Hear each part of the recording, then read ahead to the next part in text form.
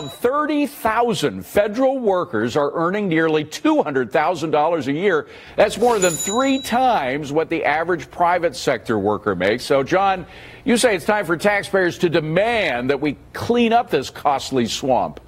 Yeah, this is terrible for taxpayers because every dollar the federal government spends is more control over the economy. But it's also bad for federal workers. Working for the federal government is about doing a job that never involves being fired, and so you lack the stresses and strains that cause you to evolve. And also, it's supposed to be about sacrificial public service. This is not about sacrifice. Capri, there's nothing sacrificial about making $200,000 a year if you're federal. No. And by the way, it's not only compared to the private sector. You know how many governors make that much? I know. Zero. Yeah. Zero governors make as much as almost 30,000 federal employees. It is pretty incredible. And look, anytime that tax dollars are at stake, the American people deserve answers and transparency on how those dollars are being spent.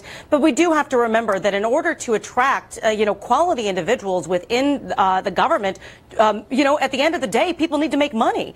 They need to earn a living. And, in places like Washington, D.C., the cost of living is incredibly high.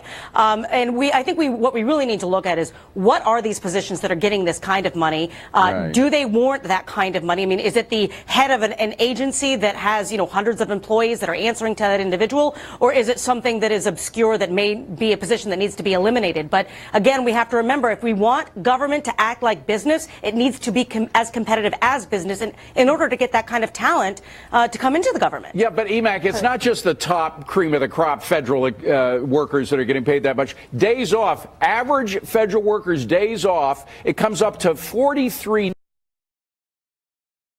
That's 8.5 weeks of paid time off. You don't get that anywhere in the private sector. Are we talking about France here, or are we talking about the U.S.? I'm just kidding. But, I think 8 years ago I may have said something about trickle-down government.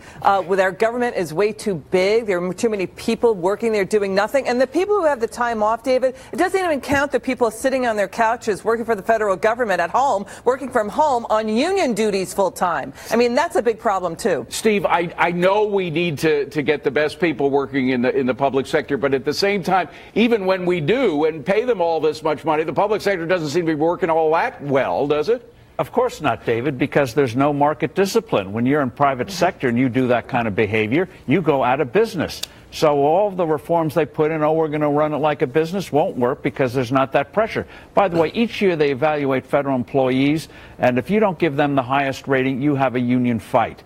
So there's no accountability. And Rich, bonuses. We haven't talked about bonuses. $350 million a year in bonuses to federal workers, and that included people like Lois Werner, who was focusing on, all of the conservative political groups she could. Quickly. Well, I think the issue is you can't fire the mediocre ones or the crappy ones. But, when it comes to cybersecurity and issues like that, we probably should be paying more to attract the kind of talent that would otherwise go to Amazon or Google. I'm so sorry. We only have 10 seconds. Go ahead, quickly. Right. Well, Steve took the words out of my mouth. I actually don't want people with great talent leaving the private sector to go to the public sector. There's no market there. We're never going to actually behave this way. Good way to button it up. Thank you very much. Coming up.